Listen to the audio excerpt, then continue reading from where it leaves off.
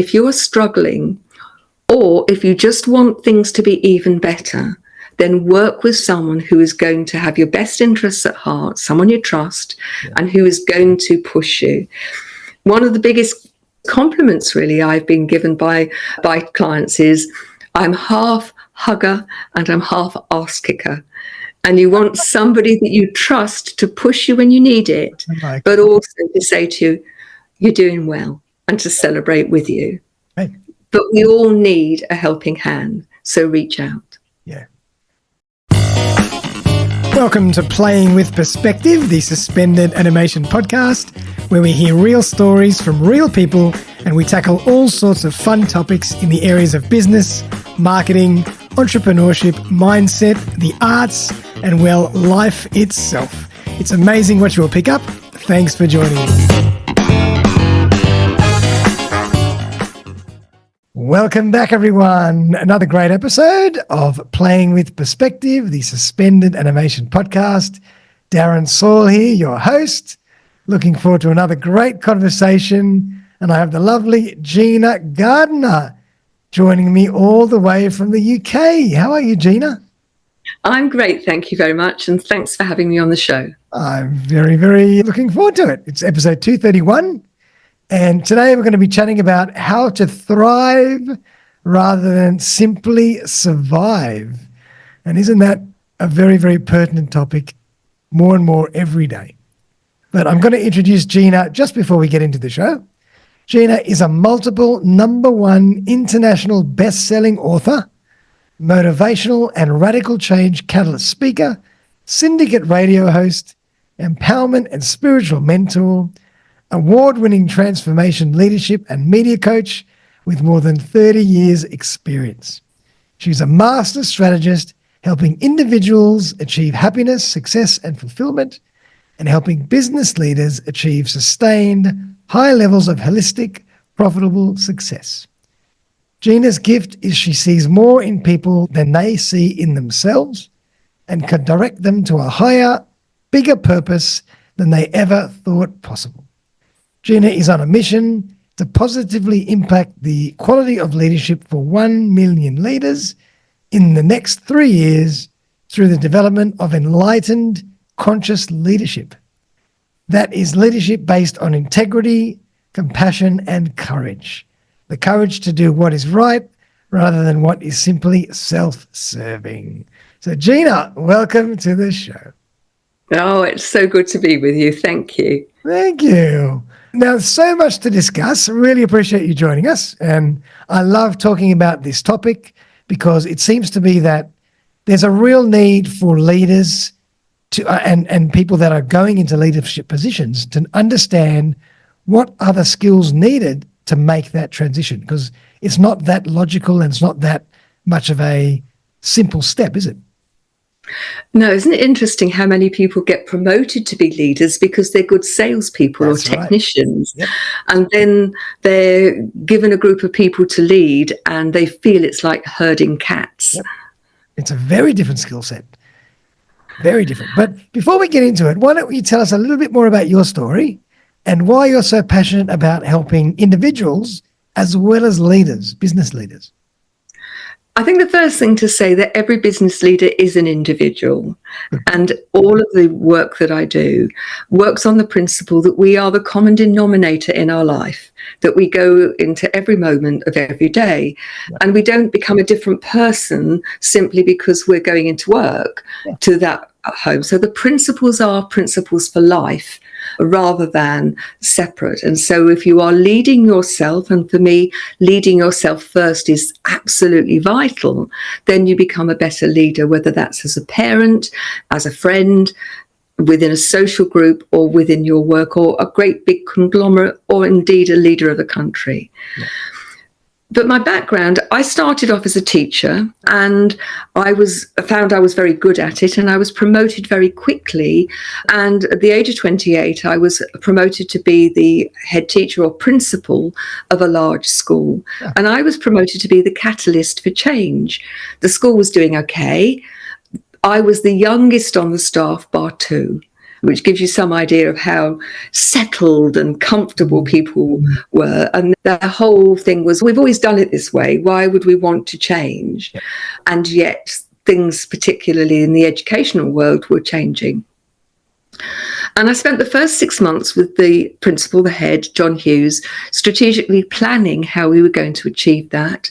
And then in the UK, in February, we get a week off of February half term. And I was passionate about skiing, went off to ski. But in those days, and we're talking about 1983, when most of your listeners probably weren't even born, and the style was to have skis as long as possible. Now, people have changed that view, and very sensibly. But I had a new pair of skis for Christmas. They were 10 centimeters longer than I was used to. And I proceeded to spend most of the week wrapping that 10 centimeters around my neck, having one fall after another while I got used to them. I was skiing with 5 other friends, and I was normally as good a skier as them. But with my new skis, I was back at the back end Charlie. And on the Thursday, I had a really bad accident, and I split my new ski suit. My earring came through my ear, and I was a bit shaken. So I said to them, I'm going to join you for lunch tomorrow, but I found a really nice, gentle run. I'm going to get my confidence back.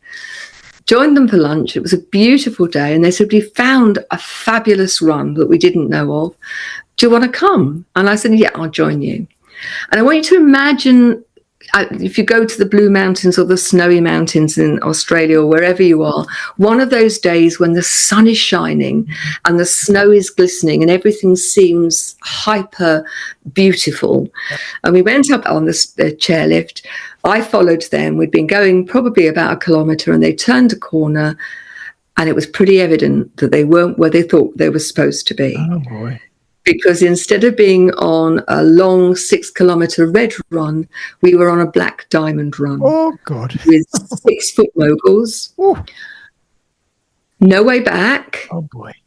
Had to negotiate it. Now, I'd done black runs before, but this was a monster. 6-foot moguls, very difficult to find anywhere to turn. If you didn't turn on the mogul, in trouble. So I skied about a third of it, and then I fell. And it took me about 20 minutes to retrieve my ski. And then I skied down to where my friends were, each sitting on a mogul like an elf on a mushroom. Took the skis off, and we were just talking. But as I said, it was a beautiful day, and the top of my mogul gave way, and I started to fall. And I'm told I fell about 200 feet. I knocked myself out, which is probably just as well, because otherwise I would have killed myself. And the reason I fell so far is there was nowhere flat enough for me to land. I just kept bouncing. Wow. Finally came to. They took ages to ski down to me. But the one really good thing about it is between the 2 falls and the skiing, I was pretty well at the bottom of the slope. And so I was determined not to have the blood wagon. They wanted to call for that, and with their help I managed to get back to the hotel room. Flew home the next day. My mum took one look at me and hauled me off to accident and emergency. I'd got a bad concussion, and I'd caught a nerve in my neck. Fast forward 6 weeks, I was by this time back at school, but not right. But I was allowed to go on the borough ski trip. I was the deputy leader with 150 pupils, and we went off to Switzerland. And as the week went on, I became more like Quasimodo. And on the last day, we'd done all of the medals and the races for the kids. I went up to my room, and I got onto my bed. I was in the top bunk. I don't know quite how I got up there. And within a very short time, I found that I was paralyzed down one side. Oh, my Lord. Now, I didn't want to let the kids know because they were in the corridor, so I had to wait till somebody came. And when they did, all hell broke loose. I was carted off to hospital, and to cut a long story short, it took me till the end of May to get back to school. Wow. So I wasn't right, but I thought I've only got a few weeks till the summer holidays. And I limped quite literally till the summer holidays and thought I've now got 6 weeks rest and recuperation. 8 days in, very early in the morning, there was a telephone call. It was my principal, my head teacher's wife, who was hysterical. She'd found John Hughes had we found out later, a huge heart attack, and she'd found him dead in bed. And so far from the rest, I had to contact the parents, the teachers, the local authority. I helped her plan the funeral, and I was now acting head. Now, I was the head of that. So I was appointed to be the permanent head in January 2004. I was 29. It was a big school. I'd been a deputy for a year, and of that year, I'd been off 4 or 5 months. But I was determined that the young people at the school and my staff were going to have the best educational experience I could give them. I'd been very unhappy at school, and I'd also worked for 2 terrible head teachers who had taught me how not to be a leader. I ran that school for 20 years, and I ran the school for the most part from a wheelchair. I've learned to walk twice as an adult following failed back surgeries. And the huge gift in that, and I have to say, I didn't necessarily see the gift straight away. There were some pretty dark times.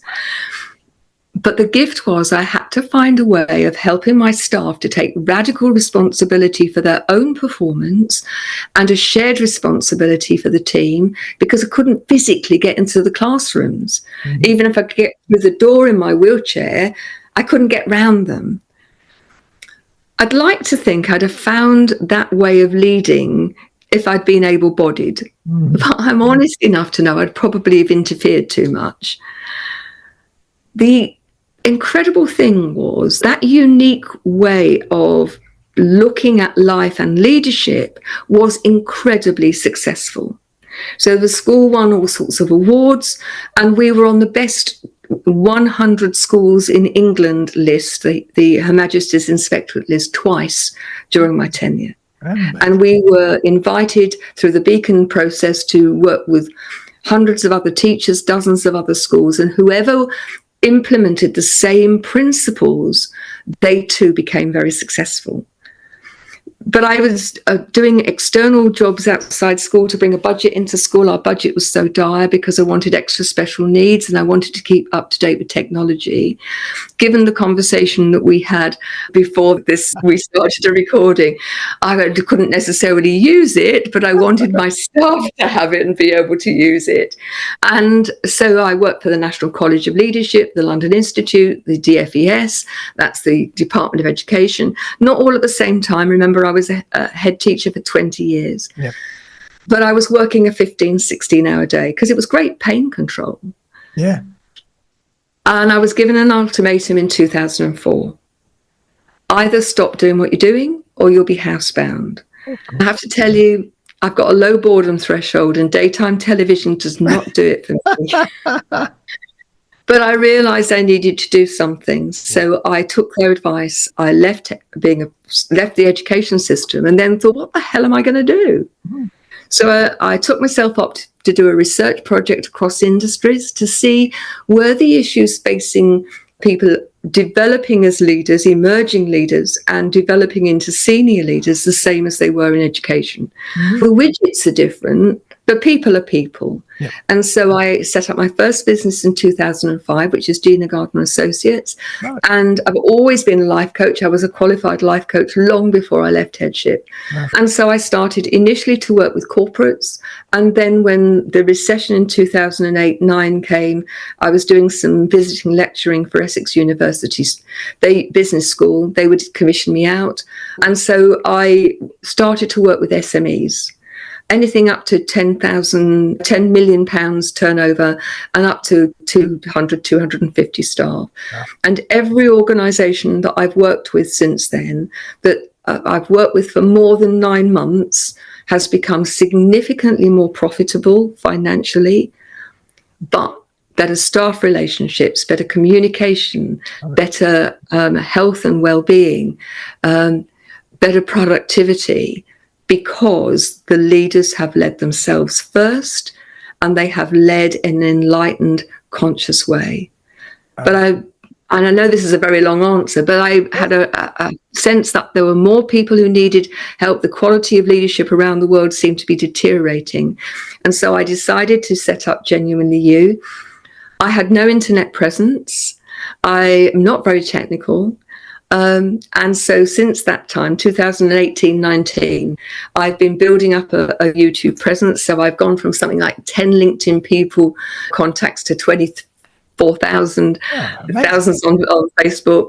I've now got a YouTube channel, Genuinely You, with Gina Gardiner. All of these things I've had to learn. So since that moment, I have been consistently out of my comfort zone and technology keeps me there. So that's a very long answer to a very short question. There's lots of great stuff to unpack there. But first of all, why were you so fascinated about leadership? I think because I had worked with two head teachers who were just so dreadful. Right. So my first head teacher, a principal, he loved doing crosswords, but he was absolute rubbish. And he didn't come out of his room until he had finished the Times crossword. Right. So he wasn't available till 2 or 3 o'clock in the afternoon. Gotcha. Yeah. So he wasn't really a leader in a way. He was not a leader. Bigger head than it was in his room, and that was absolutely. Yeah. He didn't talk to you. He didn't know what was going on. I could have been doing anything and he wouldn't have known. Yeah. And then my second head teacher, the first thing is he couldn't make and keep a decision. So you'd have a staff meeting, you'd spend an hour and a half, things would be agreed. Somebody would get to him by the following morning, that was all overturned.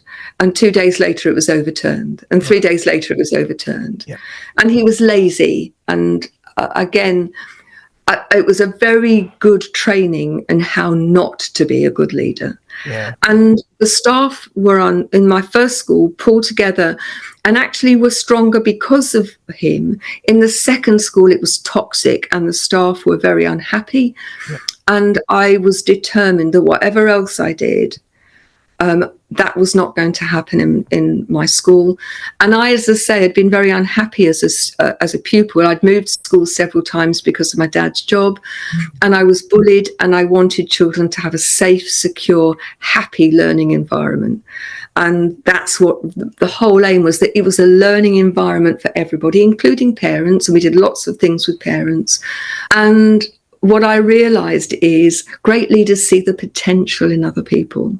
Yeah. And one of my greatest joys, even now, when I work with people, is to see them blossom. Because if you give somebody belief in them when they haven't got belief in themselves, I think it's one of the biggest gifts you can give them. Yeah, I love it. Absolutely. So true.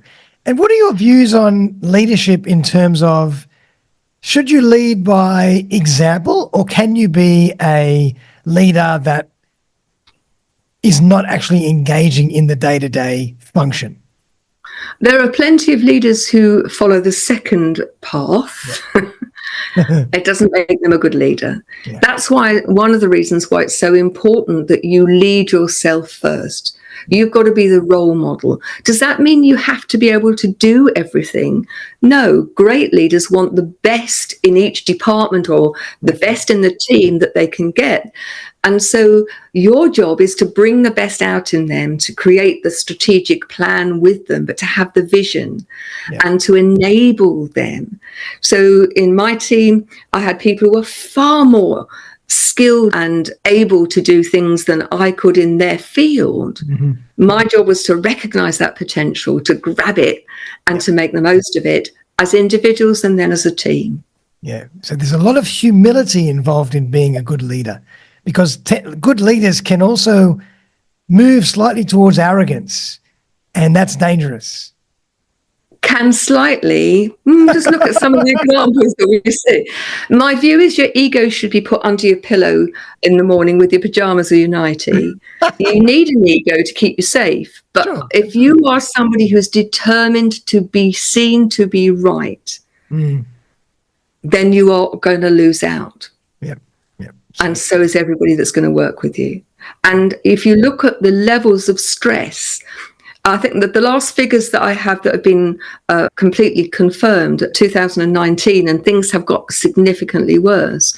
In the UK alone, £75 billion was lost to the economy, days off due to stress, and £140 billion for presenteeism. That's when people are in work, but not firing on all cylinders. Gotcha. So what I'm talking about it's the right thing to do, but it makes good business sense as well. Absolutely. If you want a profitable business, know that your people are your treasure and that you need to lead through your modeling of how to be a good leader.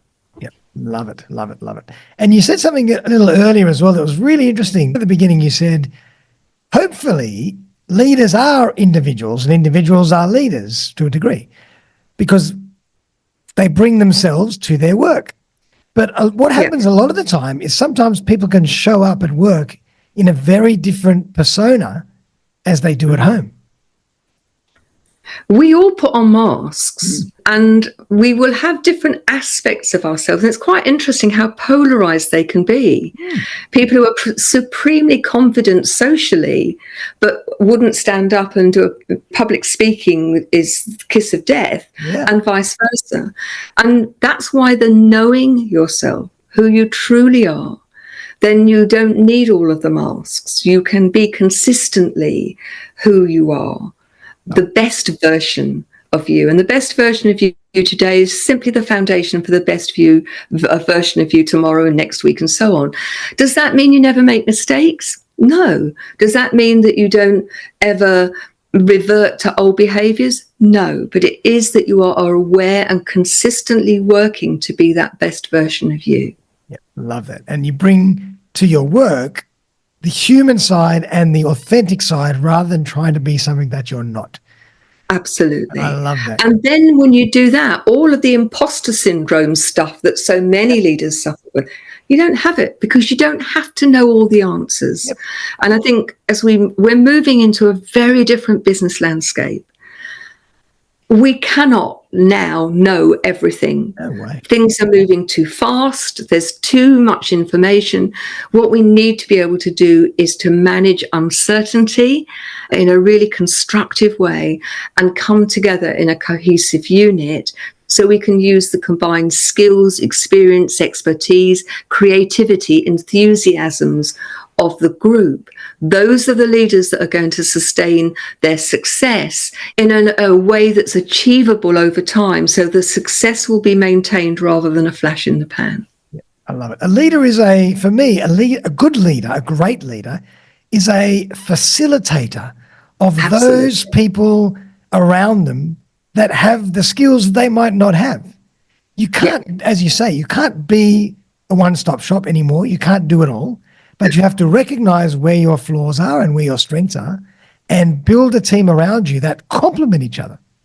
Absolutely. The one thing I'd add to that, and I'm sure I'm not suggesting you haven't thought of this, but leaders also need to have a vision. Yeah. They need to know where they're leading.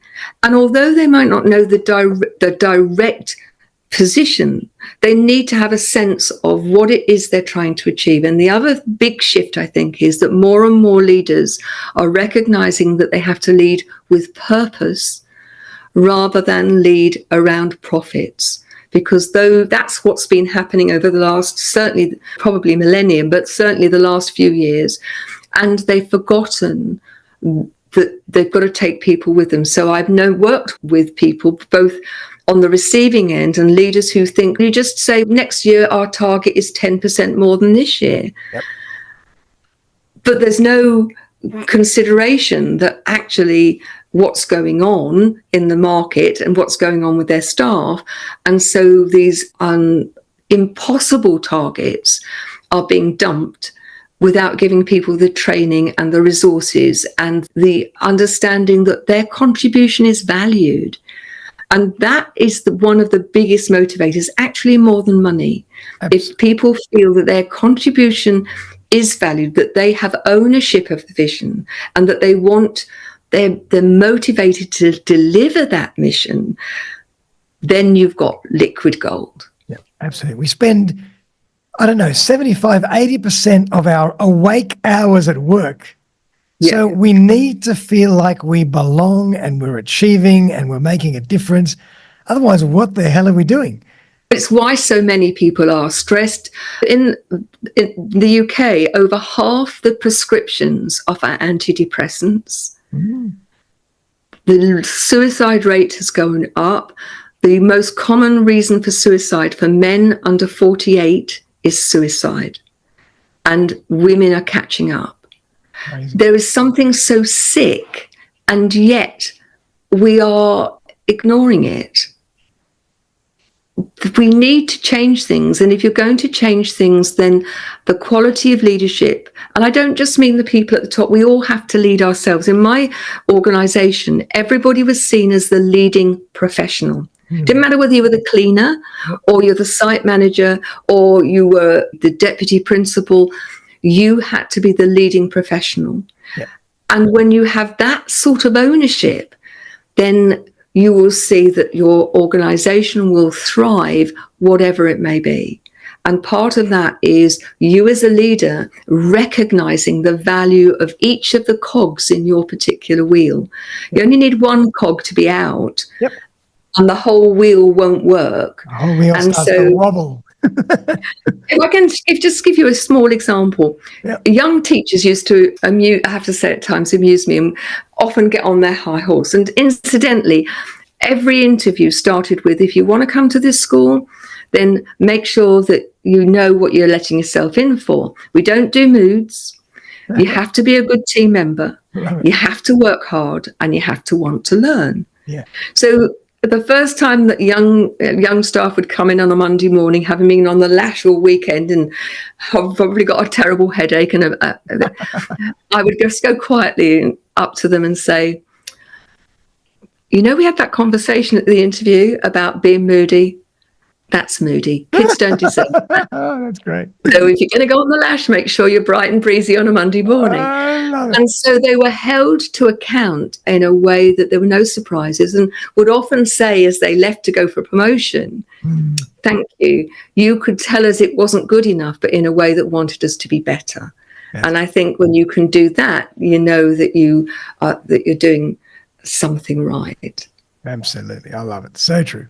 And what do you define as enlightened conscious leadership? What does that mean? So Warren Buffett talks about the fact that he failed to use his intuition. He failed to listen to his intuition early on in his career, and it cost him over $1 billion. Wow. Richard Branson talks about he uses his inner wisdom, his intuition, to consider, has he got the right sort of data? Has he got enough data? Has it come from the right sources? So for me, enlightened conscious leadership, step one, you know yourself. Yeah. You are not judgmental. You actually love who you are. And that means that you recognize your strengths and your areas for development. But the second layer, if you like, is that you have a close connection with your inner wisdom, your intuition, that you develop that. And it's like anything, it takes development, that you are in tune with that wisdom that we all have if we only are still enough and quiet enough to engage with it.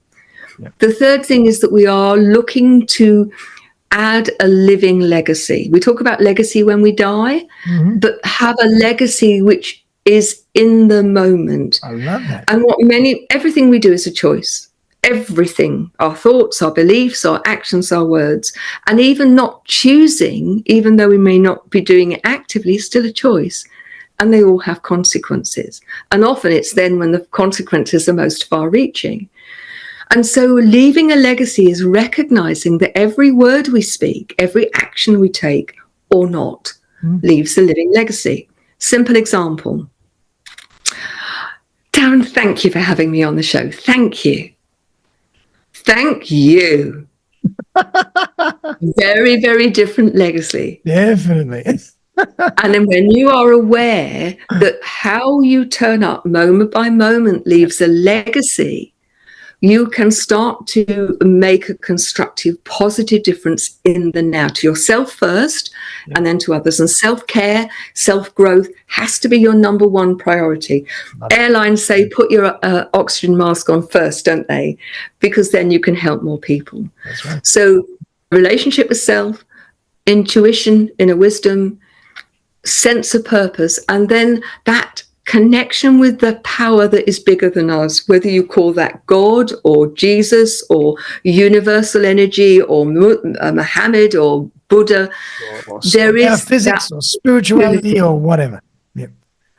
when you have a great relationship with yourself and you are connected to your inner wisdom, your capacity to tap into that infinite possibility is so much greater. And I think more and more people are awakening to the power of that connection. And so for me, enlightened conscious leadership engages with those things at all levels. Now, is it ever done? No, but it's a journey, it's a process, it's a metamorphosis. And what many people do is they think that you think about a caterpillar and a butterfly, and they think self-growth is all about becoming I'm a bigger butterfly, I'm a bigger, better caterpillar. But actually, the metamorphosis into that enlightened conscious leader is that you become something else. You become a version of you, which is not a bigger caterpillar, but is in fact somebody who it lives and is authentically the best version of themselves. Yeah, I love that. Have you always been so spiritual and positive? Where did this come from? I think I've always been pretty positive, fortunately. I've had some weird experiences that made me curious to explore spirituality. And I used to hide it under the carpet, and I'd bring it in, and I'd start to talk to people, and I used to use the old NLP, pace, change. And what I more and more realize is, why am I hiding this? And so over the last couple of years, particularly, I've become much more overt. And so I've just released a free spiritual blueprint that anybody can access, and through that, a free spiritual masterclass, because I want more people to experience the fulfillment that becoming more aware of yourself as a spiritual being and being more actively engaged in that journey. And by leadership, you don't have to be leading a big company. Leading your life at any level, that's important. But if you're leading other people, this is for those people who want to become the leader of leaders, people who want to shine a light and say, we don't have to be as some of these people we see in the press. We don't have to do it the old way. We can actually find a new, successful way of leading, which empowers the people we work with, that looks after the planet. And I know that sounds sort of terribly twee, but if we don't, what's the legacy we're leaving for our kids and our grandkids and our great-grandkids? Yep. And I think you touched on that a little earlier when you were talking about businesses that were putting profits on a pedestal rather than culture. And I think that's changed.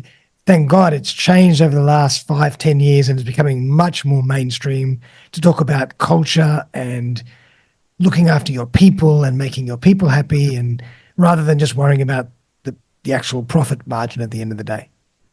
Because two things. One is that still there are too many companies who use that as a tick box exercise. It's not authentic. And we need just having our culture in a poster or in the handbook. Table or a drink on a Friday afternoon, big deal. For 5 minutes, big deal. It's got to be part of the conversation, got to be part of how you are. So I think that's really important. But I also think that those companies who have recognized and who are engaging in being purpose-led are going to see that not only are they very successful, but they are able to maintain that success and build on it. And I think we're going to go into a skill shortage. There's already signs that that's happening. And more people are voting with their feet and saying, I don't want to be in that sort of environment.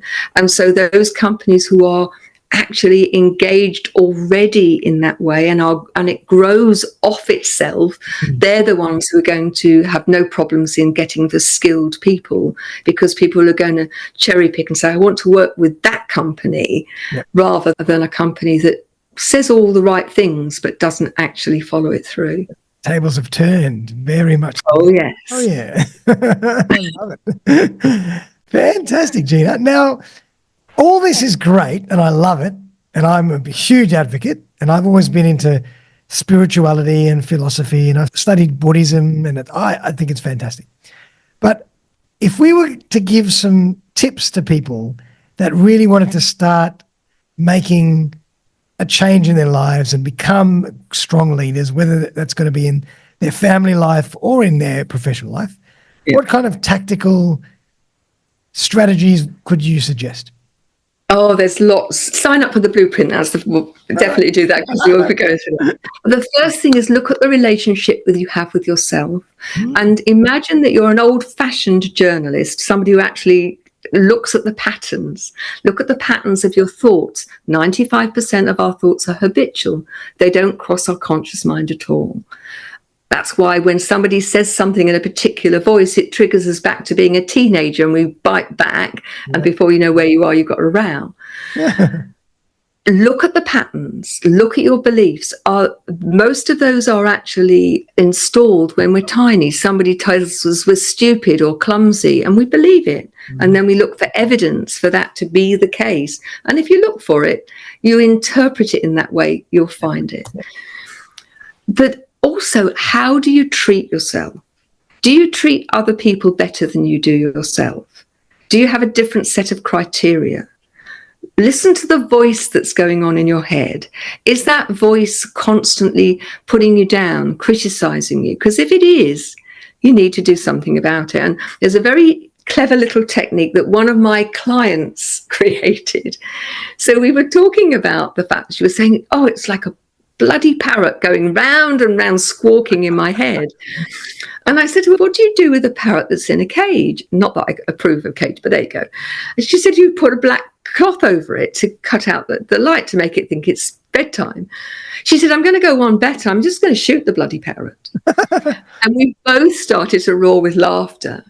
And if you've got that voice going on in your head, shoot the bloody parrot, because it's not helpful. And think about, if it was your best friend, how would you talk to them? Would you talk to them in that way? Would you go on and on about the same old thing? No, you wouldn't. You would treat them with respect. You might tell them that you didn't like something or that they've messed up, but you wouldn't keep on and on. And being a good friend is a great measure. If you treat yourself as you would a valued friend, you won't go far wrong. I like that. So that's the first thing. The second is start to collect gratitudes and make it easy. So by collecting gratitudes, think about the things that you are grateful for within the day. So for me, I start great plumbing. I love a hot shower. For me, getting up in the morning is good still water pressure. I love a good water pressure. And it's got to be hot. None of this Will-Off stuff cold. No. I don't do cold ice baths and all that. You can leave that for the new age people, not me. Absolutely. Great cup of tea. Somebody phones you, a friend, a hug, the cat makes you laugh. You look at a beautiful flower, and nature for me is always a great source of sunshine. gratitude. Sunshine is fantastic. Absolutely. Or as we've not had rain for 4 weeks, and I'm watering the garden every day. So some rain, but between the hours of midnight and 4, please, would be wonderful. And as you go through the day, collect those gratitudes. And at the end of the day, before you go to sleep, scan the day and choose 5, which means that you start to recalibrate your brain into being positive. So you go to sleep with something positive. But the other thing about that is you cannot be grateful if you are not in the moment. The past is only one purpose. It gives us lessons to learn, then it's time to let go. You can't go back and change the past. You can only learn from it. And worrying about the future, which may never happen, is never going to be any good either. So the only thing we truly know we have is this moment. And when it's past, it's past. And what gratitudes do is they enable you to start living in the moment. So that's my second tip. Beautiful. Third is random acts of kindness. Don't have to cost you money. Letting somebody out in the traffic, holding the door open, just smiling at someone and saying hello. How rare is that these days? Oh, my goodness me. I play a game when I'm in the car at traffic lights. Often you've got traffic lights and the person's doing this to try and get in front of you. I smile at them. Their reactions are really funny. Sometimes they grin back. Sometimes they go all coy and shy. But random acts of kindness is another great way. And then the fourth one, start to journal. And if people want journals, I've got loads of intentional journals on Amazon. Or just take a notebook and just allow yourself to do a brain dump. And you'll be amazed if you do that on a regular basis, it can start to help you manage. And my fifth one is, if you are struggling, or if you just want things to be even better, then work with someone who is going to have your best interests at heart, someone you trust, and who is going to push you. One of the biggest compliments really I've been given by clients is, I'm half hugger and I'm half arse kicker. And you want somebody that you trust to push you when you need it, but also to say to you, you're doing well, and to celebrate with you. And I would really urge you to have somebody in your life who does. I practice what I preach. I've always got a coach or a mentor on the go. Right. But we all need a helping hand. So reach out. Yeah. What fantastic advice. 5 incredible tips. I love that. And you've touched on one of the reasons why I called my podcast Playing with Perspective, because perspective is everything. It is indeed. It's your reality. It's your reality. And I love being grateful and really taking stock of what you're grateful for, rather than always chasing what you don't have. First of all, say thank you for what you do have. And that's so powerful. Happiness is a choice, I believe. And even on the darkest day, you can find things that you might not be happy about, but you can always find things to be grateful for. Definitely. Love it. Love it. Wow. So, Gina, how do you actually work? Tell us more about how you work with people. Do you work with companies? Do you work with people? Do you work with groups? How does it all work? The answer to all three is yes. One of the challenges I've had, certainly since I've been doing Genuinely You, is people have always said, niche down to your target market. My youngest client's been 8 and my oldest client has been 84. Oh my. I work with men and women, straight, gay, because I work with people from where they're at. Mm-hmm. They don't have to fit a mold. It's not, my stuff isn't cookie cutter. Yeah, I like that. It's about working with people. So I work with individuals, but I also work with leaders of organizations to help them become the best leaders they can be. And then with them, we'll often work with either their senior leaders, sometimes groups within the organization, sometimes the whole organization. It's very much about what's needed, really. Mm-hmm. But I've got lots of off-the-shelf products that people can find if you go to genuinely-u.com or to ginagardinerassociates.co.uk. You'll find different things on there. Or like recorded courses and workshops. And pre-recorded, download and plug in and go.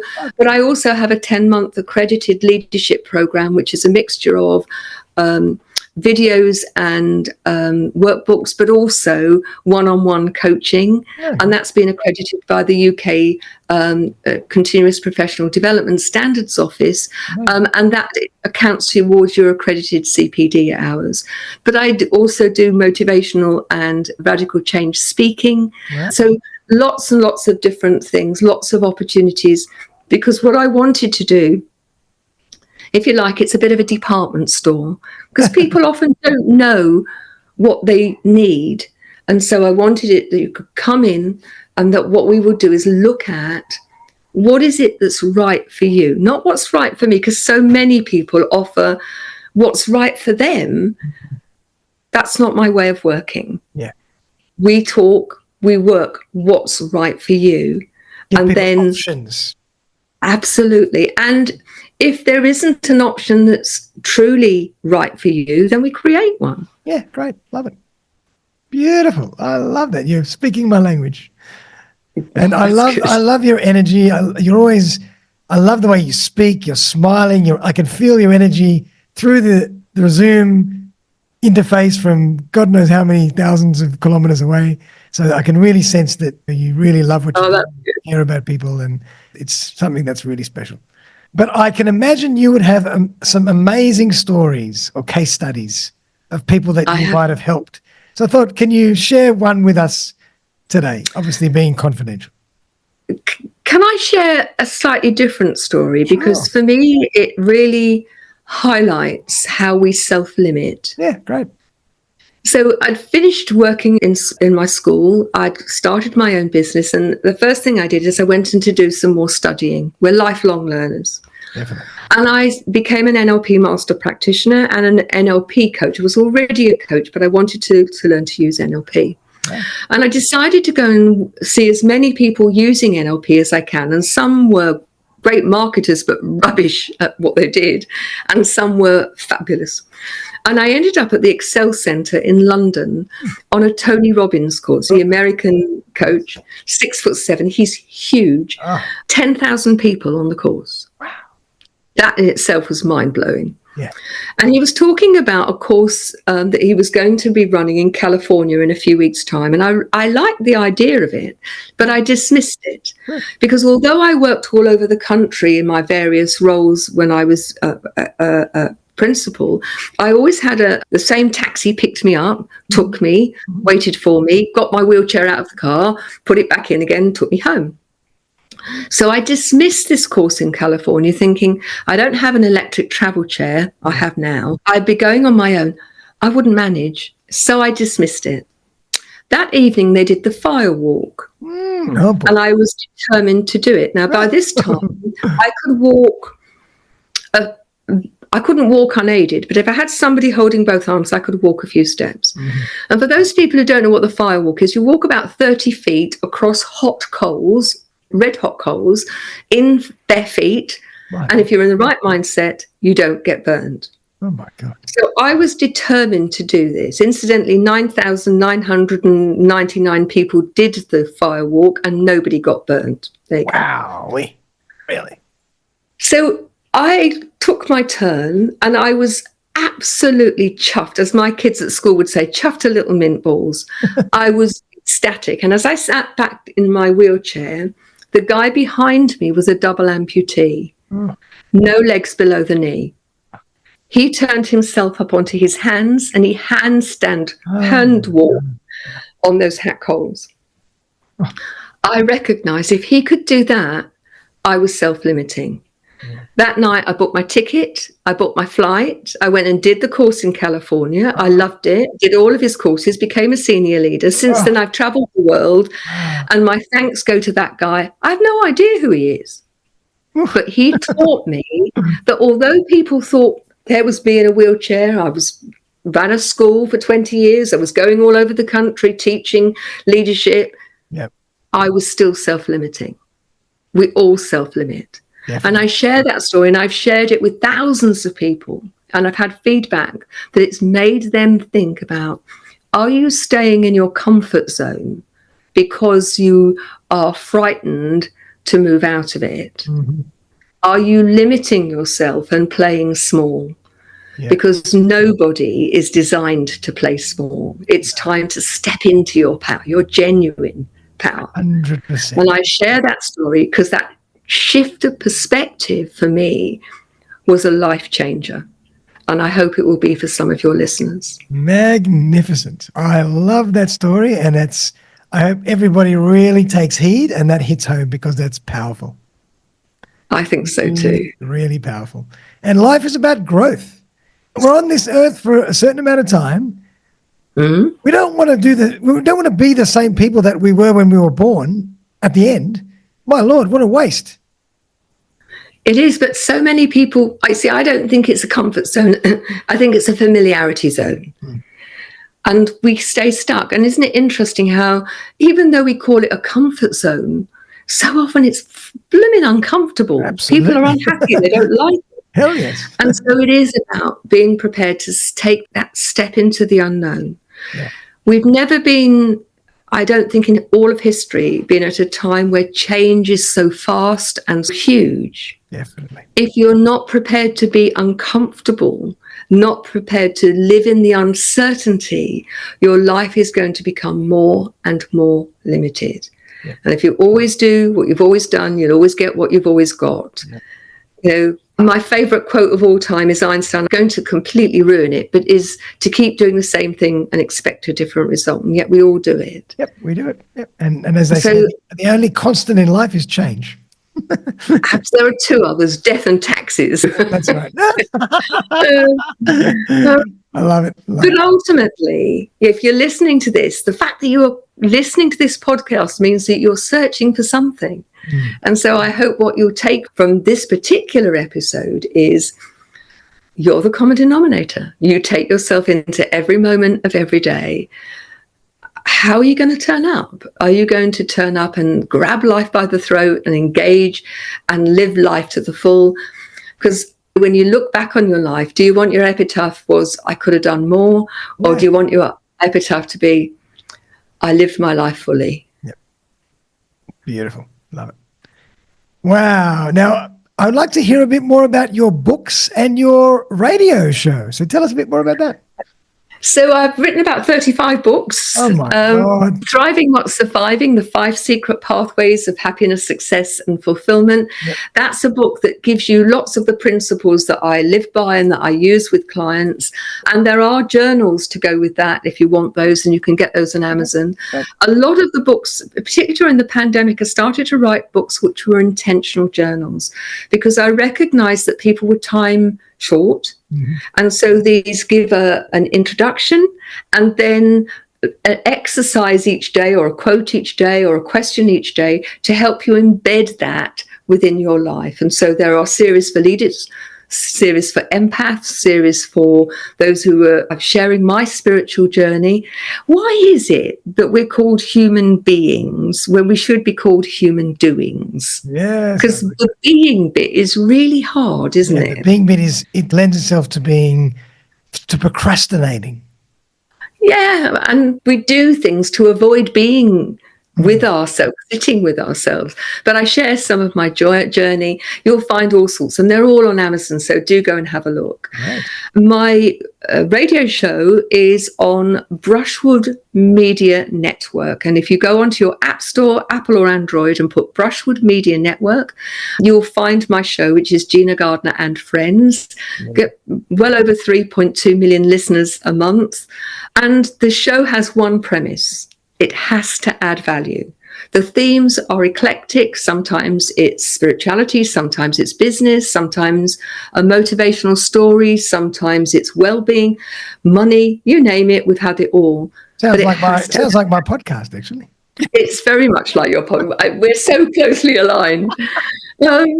But you can hear it either through the app. It goes out at 8 a.m. and 11. It's repeated at 11 p.m. UK, but then you can hear it in your time zone. Or if you go down to the bottom right-hand corner, you can listen to the archive. So it doesn't matter what time of day. Look for the show Gina Gardiner and Friends. And as I say, the app is free, so go and have a look. But I've got a new show. If you're a musician and you've not been discovered yet, that you've got your own music and you'd like an opportunity to be showcased, I have a new show, which is Gina Gardiner Showcases Tomorrow's Talent. And if you go to GinaGardinerTomorrowsTalent.com, fill in the form. And if you're not signed up with a talent, with an agency, a record label, then you can have an opportunity to be interviewed and to have some of your music played. Amazing. And so how did that come about? I was talking to the owner, who's the senior producer of the network, and I've been with him for a few years now. And he said, what I'd really like is a music show, but one that gives people an opportunity. I said, wouldn't that be great? You could interview them, because my other show is an organic conversation. Give them a real opportunity to be showcased, because the music industry is so hard. Yeah. Variety of genres, it doesn't matter what the genre is, as long as they're talented. Yeah, that would be really good. He said, okay, we'll start it in 3 months. Wow. And so that was it. There you are. Incredible. Really my big mouth. Well, I'm a good lip syncer, so I'm gonna enter as well. Oh, great. And then the other thing I do, if this wasn't enough, I'm now the vice chair of a charity called Fatima's UK Campaign, which is we're working to revolutionise the care system and how care leavers are looked after in the UK, because quite frankly, they don't have much of a life chance. But at the bottom of everything I do, there are the common themes: empowerment and leadership. Lead yourself in order to lead others. Yeah. So there is that common thread that comes through everything, like Brighton Rock. Yep, I love that. And I love the fact that you boil it down to lead yourself, which is very general and you can take it a million different ways. And I love that because it could be applied to everything in life. Absolutely. Lead yourself in a million different aspects of your life. And if you just want one small example of leading yourself, something happens and you're angry or frustrated, before you start to deal with it, get yourself under control. Yeah. Because if you're able to here's another tip, learn the neutral voice. If you go in steaming, shouting, saying things that in the heat of the moment that you wouldn't say otherwise, you're going to burn a bridge. Definitely. And if you burn the bridge, it's a hell of a long walk round. But if you give yourself that opportunity to calm down, to think about, what do I really want to say here? You can still be, Darren, I need to talk to you about, and you're able to use that calm voice. They can't wriggle. That's the thing. When you go in steaming, they can wriggle. There they go again. They're being unreasonable. That's right. But if you go in and you are reasonable and you state your case without whining or an edge, they can't wriggle. And so that neutral voice is really, really helpful. Very powerful. It's funny, I've heard that expression, burn your bridges, but I've never heard burn your bridge. And if you do, it's a long walk around. I love that. It certainly is. If you think about how often a bridge is over a river or joining two mountains, you might have to go miles and miles before you find another bridge. Fantastic. Gina, it's been an absolute pleasure. I've had so much fun talking to you. I could talk to you for another hour, but I want to give my listeners just the last bit of wisdom. You've given us so much, but I always like to give my guests the last word. What would you like to leave us with today? People often look after everybody else and forget themselves. And I know that's something that I've had to learn. Look after yourself, self-care, because when you look after yourself, you've got more to give. If you had a mug full of water and you drank the water, the mug is empty. But if there's water being consistently poured into that mug, it never runs dry. And so, look after yourself and make the distinction between looking after and loving yourself and being overindulgent, because so many of us mix that up. So the chocolate cake, that's not really looking after yourself. Self-care is important. Very true. And that kind of boils down right into lead yourself. It's the same thing. Absolutely. Everything leads back to that. The leadership. Gina, thank you so much for coming on the show. I'm going to make sure we've got all the links and ways we can find you and work with you and find your products and your books and your radio show and everything in the links. But it's been a pleasure to speak to you all the way from the UK, and I look forward to listening to your stuff as well in the future. Thank you. It's been a great pleasure. Love it. Everyone have a great day, and we'll see you very soon for another episode of Playing with Perspective, the Suspended Animation Podcast. Bye for now. Thanks, Gina. Thanks again for joining me for another episode of Playing with Perspective, the Suspended Animation Podcast. If you would like to join me as a guest on the show, I would be delighted to collaborate. Just reach out via www.suspendedanimation.com.au. Also, remember to click on the link in the show notes for loads of great podcasting resources, webinars, courses, and opportunities to help you on your podcast journey. Many of them free. Have a great day, and I'll see you next time.